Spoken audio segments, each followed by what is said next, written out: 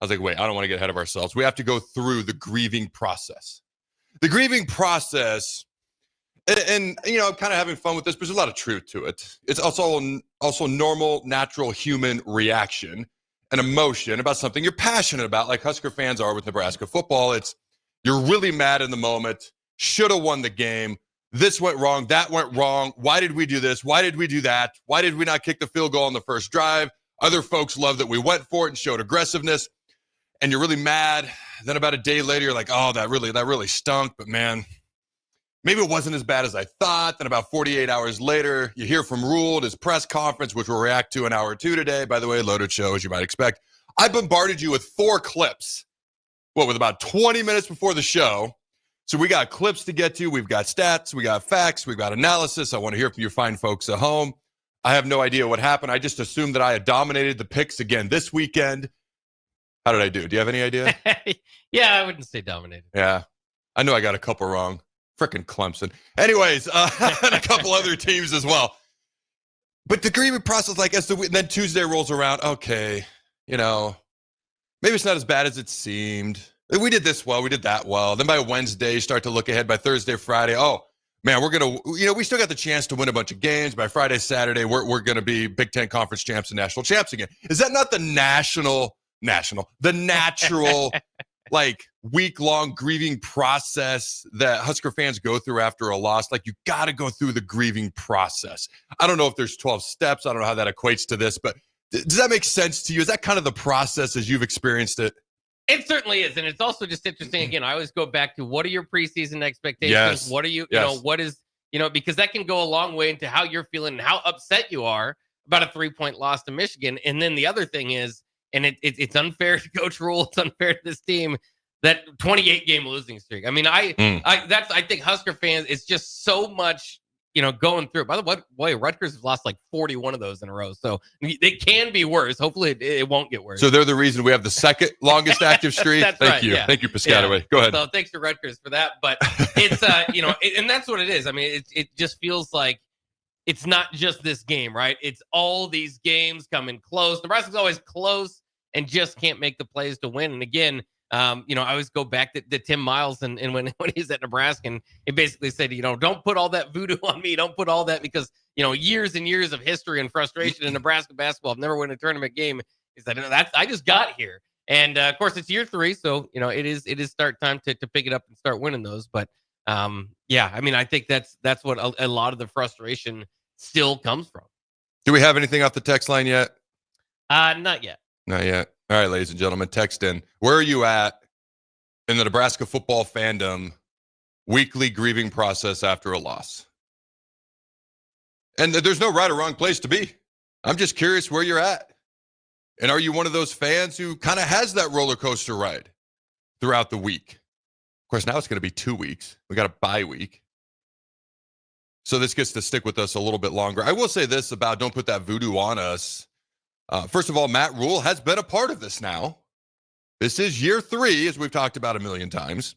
There are some things that obviously predate him, but when you take over a job, you take on the job what's happened before you as well. I mean, if you just took over a team that won a national championship, that's going to be baked into what you're doing in the future. If you took over a team that's 0-12, nobody expects a national championship. So you get the benefit of that as well. I would argue Matt Rule gets the benefit of, hey, you win 8-9 games. It's a jump for joy. Not jump for joy, but it's a successful, happy season. Tom Osborne literally said the hardest part of his job was convincing Husker fans that 9 to 10 wins wasn't a losing and or bad season. So it goes both ways. You get a little bit of benefit of the doubt both ways. Does that make sense, Jake? Oh, yeah. Oh, yeah. All right. Forgot to do the regular intro. I came in hot today, man. You know that. I came in hot. All right, ladies and gentlemen, welcome to the Adam Carriker Show. Unfortunately, not a Victory Monday edition, but I'm curious, where you find folks at after the Michigan loss? Is Michigan better than we thought? Is Michigan and we just got outplayed? Did you feel like this was a game we were right there, had in hand? Had we scored just any points on our first 2 drives into the red zone, do we win? Is it a game where, in your mind, hey, we got lucky with the Hail Mary and they dropped 2 touchdown passes? It really wasn't even that close. Like, where are you at in this? And then where are you at in, I'm just going to call it the Nebraska football fan weekly grieving cycle after a loss? Where are you at? There is no right or wrong answer to all this. I'm just curious what people think, say, and how they're feeling right now. What's that number there, Jake? 402-464-5685. All right. Are we getting bombarded? Just say yes. Makes me feel good. We do have several texts. All right. Let me read this, and we'll get to the text and roll a couple of clips. Hour one of the Adam Carriker Show is sponsored by our good friends at Hamilton Telecommunications, bringing you the latest in quality technology and communication services since 1901. Learn more about their residential and business services at hamiltontel.com. That's hamiltontel.com. All right, what do we got off the text line, Jake? All right, we'll rattle through them because they are flying in now. Unmasked Texter says, now that these guys are getting paid, they need to be held responsible. He points out 57. I'm not going to read it all the way, but he's not happy with the offensive line, specifically Elijah Pritchett. So,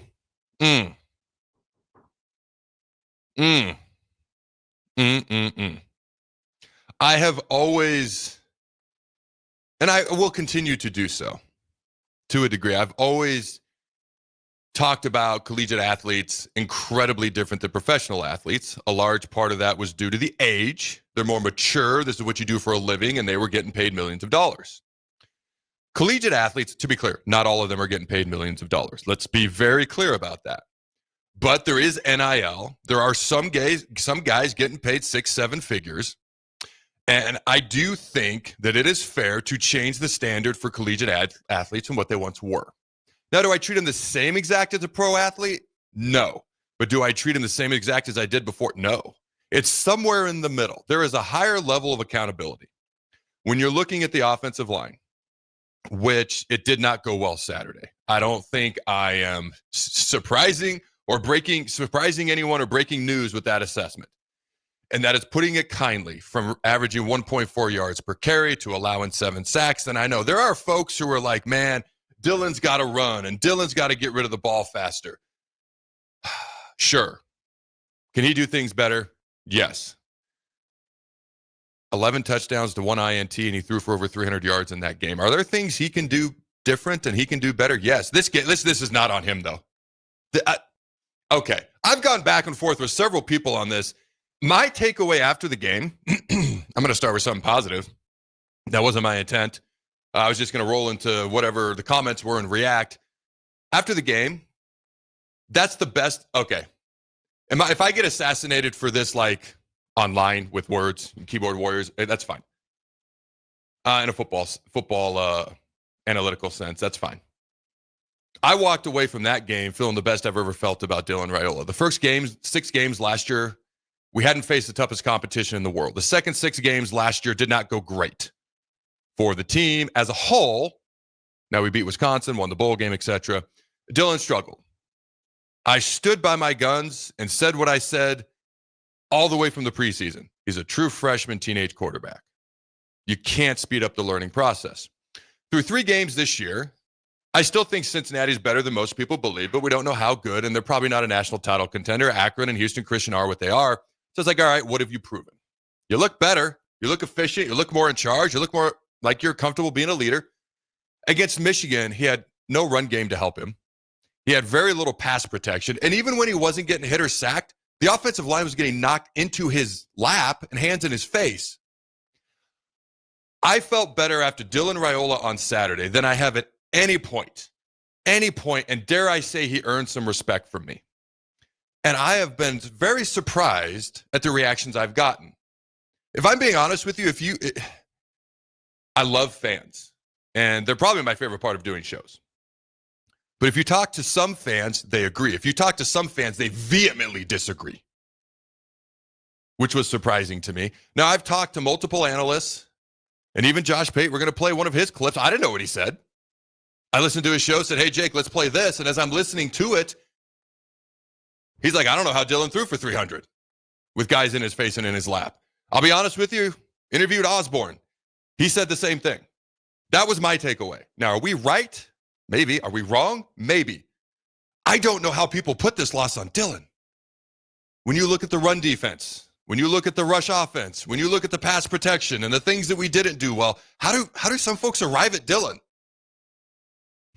I don't get it. Can he get rid of the ball a little quicker at times? Yes. I will point this out. Let me ask you a question first. How often do you think Michigan blitzed on Saturday? Because they were in the backfield a lot. How often do you think they blitzed? They didn't need to Yes, often. that is my point. Yeah. Did they blitz? Yes. Did they also get sacks with 3 rushers on one play? Yes. 4? Yes. They didn't have to blitz a ton, which means they're dropping 6, 7 guys into coverage. So if you want them to get rid of the ball quicker, I'm not going to sit here and pretend like I dissected the film from Dylan Raiola's perspective. But my guess is the guys weren't open right away, and his option was to either try to hold it, make a play, or just launch it out of bounds, probably about 5 to 10 more times, which maybe he should have done. I don't know. I did not plan on starting with Dylan right off the show. And I want to get back to that texter. But what is your take on this? Are people texting in on Dylan? And then we'll get back to the original texter, the offensive line, NIL, etc. Well, it's interesting because he definitely got more. I mean, this was a national game for Dylan Raiola. And so nationally, there's all sorts of opinions being thrown around about Dylan Raiola. And so naturally, I think the local market starts to, wants to get in on those conversations. But as far as what this game kind of broke down to, I agree with you. It was the line play on both sides, angles from the secondary, even missed tackles, stuff like that. But Dylan is far, far, far, far, far down the list. Now the sacks, that's who he is. He's not going to be the most mobile guy in the world. He worked on that in the offseason. You can only do so much. That he's for the most part a pocket passer. I mean, that's what he's going to be. So if you don't have the protection for him, you're going to get a lot of sacks. For his performance there, we saw some other guys get sacked several times. Luke Altmaier got sacked 7 times. He threw for 146 yards in 1 touchdown. Did you see that massacre coming? What Indiana did to Illinois? It was 63-10. I quit watching after it was like 56-7. I'm like, what is going on? Did you see that massacre coming? By the way, what idiot predicted Illinois to win that game? Who'd you take? I didn't take Indiana. You did? I did. I did not. I would not have said 63-10. Jeez. Anyways, back on track. I could not believe what I was watching, and I cannot stand Kurt Signetti all the more now. Just, wow, fantastic. Can you coach some football and can you talk some trash about Nebraska? And I don't like it, but go ahead. Well, how about that, too? All offseason, who's the next Indiana? Who's this year's Indiana? Yeah, it's Indiana. It's Indiana. Yeah, it's freaking Indiana. Indiana appears to be it. But back to the point, like Oklahoma sacked Jackson Arnold 10 times. He threw for 220 yards and a touchdown. Nobody really threw that many picks out of the 3, which is pretty good for all of them. But just pointing out, Dylan had a heck of a game. I don't know, and I'll say this about that Ja'Cory Barney throw up the seam. I don't know if we've had a quarterback that could have made that throw since maybe Zach Taylor. I mean, so there's a lot of good to come out of it. When you kind of break down the field from Dylan, there's a lot of stuff. I mean, yeah, you're going to move which way, but to your point, it's not just the sacks, it's the constant pressure. So, how much credit does he get for incompletions or completions through fearing for his life? And at some point, that's what the point was too. It's like at some point, we know this when you start to get a quarterback that much, usually rattle him. He didn't seem all that rattled. I mean, he got it's just again, it's just what he is. He's a pocket style quarterback, and they had an absolute advantage on the edge. So I'm going to be more blunt about Dylan than I think I've ever been. Since the day he walked in, he was pretty much the assumed starter. Not saying he didn't have to earn it, but he was pretty much the assumed starter. Okay, starts all last year. I will still advocate they should have done more with Harburg as a Wildcat quarterback, all right, last year, but that's neither here nor there. You come into this offseason, he's everywhere. He's everywhere to be seen.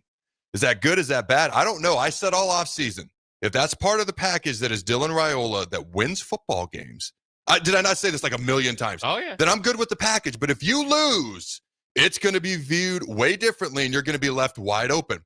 Now, let me get to my point. He earned more respect from me on Saturday. He didn't have a ton of help. It's a big-time game. It's a very good opponent on a national stage. And to your point, he never once looked rattled. He handled himself about as well as he could. Could he do things better? Absolutely. He's still a sophomore, man. Now, he was a 5-star with high expectations, and he's been everywhere. He didn't win the game. So, Adam, he didn't win the game. That's the part of the package you said was the most important. This is why he earned my respect, because there wasn't a lot of help. I'm not like Ja'Cory Barney was phenomenal, and there were other guys who did things. Emmett ran hard. Like, I'm not saying nobody else didn't do anything. The offensive line, goodness gracious. He did his part. He did his part. I don't know how else to put it. We did not win the game, but he did his part. He earned more respect from me on Saturday afternoon than he had at any point up until then, because that's the most difficult position he's been in my opinion, including last year, because he's a freshman and I've got built-in grace for him. There's less built-in grace this year because there shouldn't be, just like there should have been last year. And he earned more respect from me on Saturday than he had at any point, because that's the most difficult position he's been in. And could he have done better? Yeah, sure. I don't say yeah, sure, like, yeah, sure, I don't know. Like, yeah, sure, he could have. But man, this ain't on him. And he kept his composure. And as far as we're down 10 points, he leads us right down the field for another touchdown. Play action pass, touchdown flat, a touchdown pass on the flat to Heinrich Harburg. You know, we're down 10-0. We get a field goal. He hits Barney to tie it up. Yeah, Sharon Moore, you cost your team at least 7 points by not being here. Thank you for the Hail Mary opportunity and capitalization that we had. By the way, shout out to Ja'Cory Barney. You know he caught that at the 1 yard line? Not in the end zone. He had to fight to get in. If he doesn't fight, he's down at the 1. It's 17-10 at the half. So this is not a Dylan Raiola soapbox. I've been surprised at the reaction I've gotten on my take on Dylan Raiola. And people know that I'm honest. People know I don't mind irking people if it's truthful. People know that I don't mind being wrong. If you prove me wrong, I will own it. Have I not done that several times on this show? At least, once, at some point. Yeah. Because I'm wrong about once a decade. Ha ha. And people know that I will change my mind. Nobody has presented a case to me yet that has changed my mind. If somebody presents a case to me that is worthy of a mind-changing result, then I will give it to them. Until then, I will stand on this hill with the few people that are with me, and that is my position. Now, is there anything off the text line from that? Because I didn't intend any of the, I was going to get to that at some point, not right off the top. I figured we'd get to the trenches right out the gate. I'm not surprised by that. We're going to come back to that. But is there anything off the text line? Like, how mad or in agreement are people with me on that Raiola take? Trey Texan says, I genuinely believe that Dylan is the best quarterback in college football. He'll be in the Heisman conversation by the end of the season if he keeps playing like this and gets us to 9 wins. Is that what you said? Whoa. Whoa. I said earned respect. Whoa. Not saying he can't, but I'm not sitting here saying that right now. Now, that's what he's saying. That's his opinion. I'm cool with that. All right. And 9 wins is still on the table. I've said 8 is success. 9, I jump for joy. That's still all on the table. Go ahead, Jake. A couple other thoughts here. Aiden says, because people say he needs to get rid of the ball quicker, but it's hard to do that when the pass rush is in his lap within 2 seconds and he's trying to let routes develop or there was no time. No one was able to get open. And they're dropping 6-7 guys into coverage because they don't have to blitz to get pressure on you. All right, go ahead. 5769, Raio's first pick of the year looked predetermined. Like the throw was predetermined? Yeah. Perhaps. And we haven't had the toughest competition up to this point. And let's be real. Cincinnati had a drop pick 6 when we played them at Arrowhead. But still, that's technically his first pick of the game of the year, and it's 4 games in. So a little bit of, I don't know, things happen sometimes right there. But go ahead. What do you have? 4? 3 touchdowns? Yeah. And 1 pick on Saturday. Okay, Go ahead. 9476 says that you're absolutely right, Adam. Nice to hear someone say it. 4661 says Dylan earned respect. His uncle lost respect. I'm not going to argue with that. That's a conversation we can get into at some point as well. I'm just going to let that comment sit out there because I don't disagree with. Go if there's anything else. All right. C. Munnan says, and I think this one's interesting, and the big question, I think Dylan played as good as any quarterback with an offensive line like that. Is our O-line that bad, or did they play an off game? If we are actually as bad as Michigan made us look, we're in trouble considering we're in the Big Ten. I'm not going to buy into the off game. I don't see how 5 guys can collectively have an off game. So either we are just not that good or Michigan is really good. My gut tells me, first of all, we can get better. So this bye week coming up, I'm going to come back to that.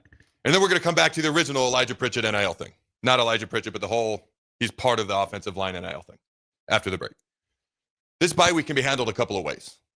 You can give your team a few days off, take a little bit of a break, or, man, you can hammer down and you can scrimmage and you can, I don't know how you would handle it, but I look at it as we basically, with all due respect to Akron and Houston Christian, our starters didn't play the second half of Houston Christian. They didn't play the last quarter and a half versus Akron. That's 3.5 quarters they had off.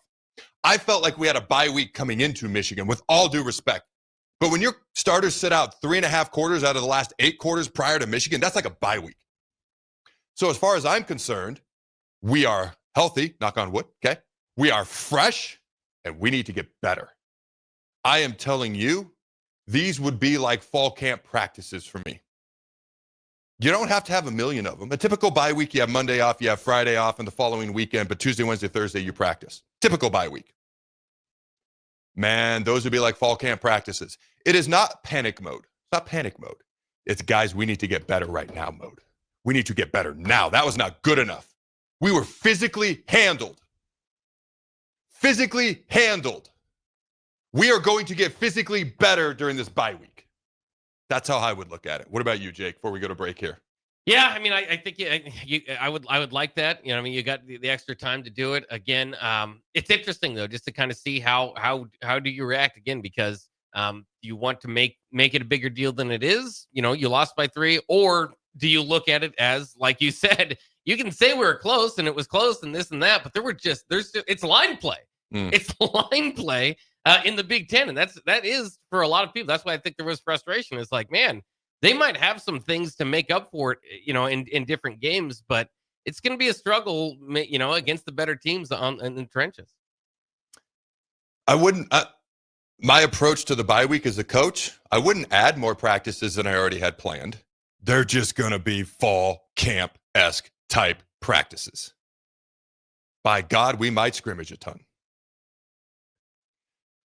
I wouldn't look at it as, oh, we just lost 2 games. No. Michigan, it's worth 1 L in the loss column. Now, it feels like more because not every football game feels the same, because some have, there's more intrinsic value in some football games than others, okay?